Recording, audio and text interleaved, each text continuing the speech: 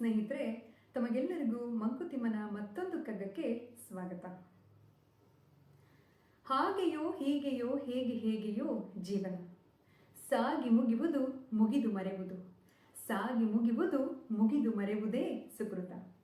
ಈಗಲೋ ಆಗಲೋ ಮುಗಿಯುವುದುಂಟೆಂಬ ಭಾಗ್ಯವನ್ನು ನೆನೆದು ನಲಿ ಮಂಕುತಿಮ್ಮ, ಭಾಗ್ಯವನ್ನು ನೆನೆದು ನಲಿ ಮಂಕುತಿಮ್ಮ.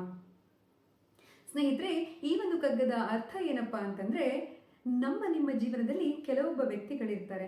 ಆ ವ್ಯಕ್ತಿಗಳ ಜೀವನ ಎಷ್ಟೇ ಸುಖಮಯವಾಗಿರಲಿ, ಅದು ಹೀಗೆ ಇದು ಹೀಗೆ ಯಾಕೆ ಹೀಗೆ, ಪ್ರತಿಯೊಬ್ಬ ವಸ್ತು ವಿಷಯ ವ್ಯಕ್ತಿಗಳ ಬಗ್ಗೆ ಬರೀ ದೂಷಿಸ್ತಾ ಇರ್ತಾರೆ, ದೂರನ್ನ ನೀಡ್ತಾ ಇರ್ತಾರೆ. ಹಾಗಾಗಿ ಈ ವ್ಯಕ್ತಿಗಳ ಜೀವನ ಸಾಗಿ ಮುಗಿಯುತ್ತೆ, ಮುಗಿದು ಒಂದಿನ ಮರ್ತು ಹೋಗುತ್ತೆ. ಅದೇ ಸುಕೃತ. ಸುಕೃತ ಅಂದ್ರೆ ಅದೇ ಒಂದು ಪುಣ್ಯ.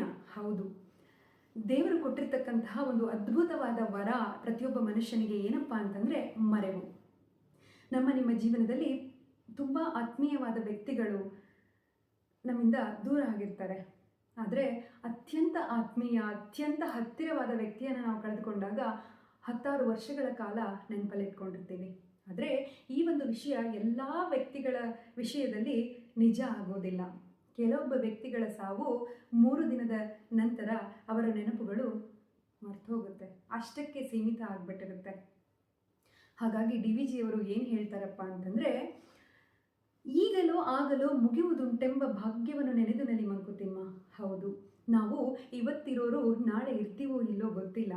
ಈ ಕ್ಷಣ ಇರೋರು ಮುಂದಿನ ಕ್ಷಣ ನಾವು ಜೀವಂತವಾಗಿ ನಾವಿರ್ತೀವೋ ಇಲ್ಲೋ ನಮ್ಗೆ ಗೊತ್ತಿಲ್ಲ.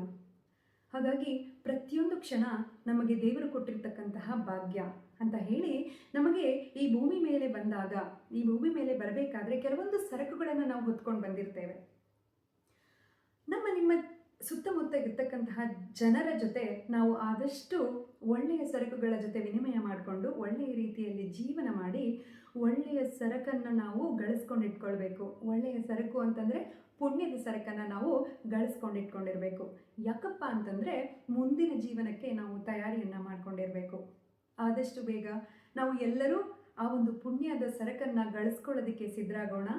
ಎಲ್ಲರ ಜೊತೆ ಖುಷಿಯಾಗಿ ಸಂತೋಷವಾಗಿ ಇರಬೇಕು. ಪ್ರತಿಯೊಂದು ಕ್ಷಣವನ್ನು ಖುಷಿಯಾಗಿ ಸಂತೋಷವಾಗಿ ಕಳಿಬೇಕು. ಯಾವ ಕ್ಷಣ ನಮ್ಮ ಅಂತ್ಯ, ನಮ್ಮ ಕೊನೆಯ ಕ್ಷಣ ಅನ್ನುವುದು ಯಾರಿಗೂ ತಿಳಿದಿರುವುದಿಲ್ಲ. ಸುಮ್ಮನೆ ವಿನಾಕಾರಣ ನಮ್ಮ ಜೀವನವನ್ನು ಶಪಿಸ್ಕೊಂಡು ದೂಷಿಸ್ಕೊಂಡು ಯಾಕೆ ನಮ್ಮ ಅಮೂಲ್ಯವಾದ ಕ್ಷಣಗಳನ್ನು ಹಾಳು ಮಾಡಿಕೊಳ್ಬೇಕು? ಒಳ್ಳೆಯ ರೀತಿಯಲ್ಲಿ ನಮ್ಮ ಜೀವನವನ್ನು ಆನಂದವಾಗಿ ಕಳೆಯಬೇಕು ಎನ್ನುವುದೇ ಈ ಒಂದು ಕಗ್ಗದ ಅರ್ಥವಾಗಿದೆ.